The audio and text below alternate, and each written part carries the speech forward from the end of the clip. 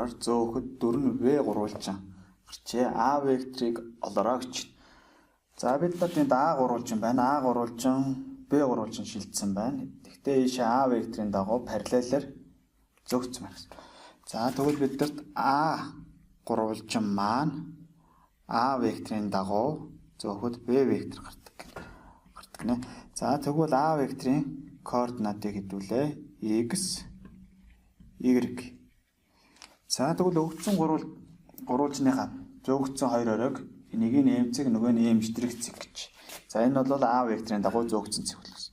Тэгвэл m-цэг маань А векторын дагуу m' дүр шилждэг гэж. За тэгвэл m-цэгийн координат маань x-ийн хас 2-д y-ийн нэмэх 2 байна. За хас 2 нэмэх 2 гэсэн координат. За А векторын координатыг бид нар x, y гэж үтсэн. Гэ нэмэхэд m-цэгийн координат гарах хэрэгтэй. M-цэгийн координат нь x-ийн 1-д y-ийн хасах 1 байна. X-ийн 1, y-ийн хасах 1. Эндээс хасах 2 дээр нэмэх нь x тэнцүү 1, 2 дээр нэмэх нь y тэнцүү нэмэх 1.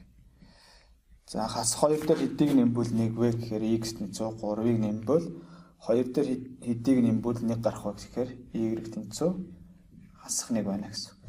За ингээд бидний А векторын координат маань 3 хасах 1 гэсэн координатаа C хариулт байна.